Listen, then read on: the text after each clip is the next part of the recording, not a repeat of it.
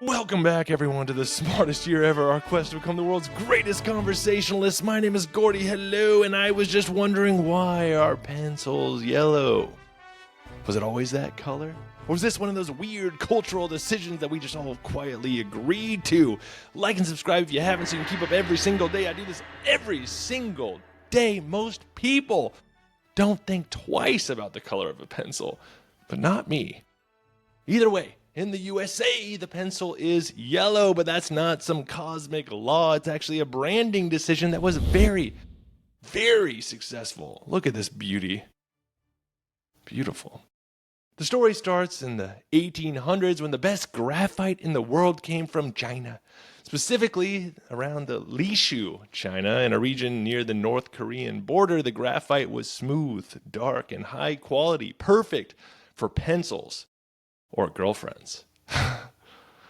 The company behind it, Koh-i-Noor Hardtmuth, was based in the Austro-Hungarian Empire, what's now the Czech Republic, and they wanted to flaunt that they were using this elite material in their new line of pencils, so in 1890 they painted them bright yellow. Before that, most American pencils were usually unpainted or coated in muted, earthy colors like black, maroon, or forest green. And some, as I mentioned, were left unpainted, naked pencils so that they could show off the grain of that high-quality cedar wood. So you may ask, why yellow? Well, according to the most widely sourced theory, it wasn't random. Koh-i-Noor was playing to Western fantasies about China. In the late 1800s, China was seen in Europe and America as a land of refinement, mystery, and imperial elegance. Yellow in particular was a sacred imperial color. During the Tang and the Song dynasties, it was strictly reserved for the emperor. Commoners were forbidden to wear it, in some cases even use yellow in buildings or decorations. So yeah, that was back when made in China was a value proposition. That was a selling point. This is made in China? Oh, babe, this must have been expensive. So by painting their pencils yellow and naming them after the famous Koh-i-Noor diamond, the pencil company was marketing them as both exotic and elite. That Koh-i-Noor diamond is one of the largest cut diamonds in the world. That's pretty cool. I think I'm going to have to do a whole episode on this one, actually. And it's been passed through empires, stolen during colonization, and now it sits in the British Crown Jewels, housed in the Tower of London. It's one of the most contested jewels in the world. Again, I added that one to my list of episode ideas. In other words, though, back then, China meant luxury, yellow meant royalty, and this pencil was the king of pencils. Did your average American know any of that at the time? Probably not, but it didn't matter. The strategy worked anyway. Some sources claim that yellow pencils debuted at the 1889 World's Fair in Paris, the same event that gave us the Eiffel Tower and the elevator, but there's no real evidence for that. So as much as I wanted to report that, I can't, but I'm saying this so that you know that I wanted to. Listen, I do this every single day. People, you start getting excited about weird things. On day 198, I saw multiple World's Fairs cited as the one that yellow pencils were debuted at. Who can I trust? You can't trust anyone these days. But what is true is that once Koh-i-Noor launched its yellow pencil in 1890, the bright color caught eyes, and other pencil makers started copying the look. Within a few decades, yellow pencils were everywhere in the US and parts of Europe. The bright yellow had another perk. It masked imperfections. Wood could be knotted or uneven, and like a flashy coat of bright paint helped smooth over the flaws.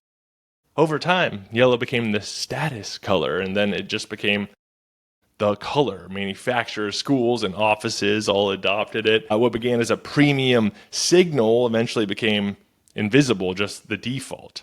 That said, yellow never became globally dominant. In Germany, pencils are often red or green, I read. In Brazil, many are blue. The yellow pencil is more of an American standard, not a universal one. I like to think of it as like the red Solo cup of writing utensils. I always hear about Europeans coming to the States and being like, taking pictures with the red Solo cup at a party, being like, I'm at an American party. But it's funny. I would do the opposite to you guys, so it's all good. I'm not making fun of you. It's funny because today a yellow pencil seems normal. You know, maybe it's the most boring thing in the world. I don't know. But it started as a move to convey exotic luxury meant to signal elite materials from faraway lands, whether or not the customer had any idea what it meant. So there you have it. The yellow pencil wasn't born of logic or function necessarily. It was born of branding, graphite, and a little international mystique. It was about selling an imperial fantasy with a color that promised royalty and a name that whispered empire, Kohinoor. And I know I have some non-American listeners, especially Irish listeners, recently after my boycott video. Sorry about the accent, okay? You happy now? I said sorry, all right? I'm just kidding. But hey, the first Irish listener to send me an impression of their Missouri accent wins. But yeah, no. What are your color? What color are your guys' pencils? Non-American listeners, what color are your pencils? Go check out my sources, which can be found in the YouTube description. Please leave a comment, rate, like, subscribe. All of that is really, really appreciated. Go share this with someone who likes this sort of thing. Send this to someone who would, rip into me in the comments. As long as you leave a comment, it's really helpful. All right? So I appreciate that very much. Go check out the 1-minute version I do of all these at Smartest Year Ever across all social media. So whatever your favorite social media is, to look at short little dopamine addicted little things, go find me there. And in the meantime, stay curious and stay clever on our quest to become the world's greatest conversationalist. I will see you tomorrow in the Smartest Year Ever.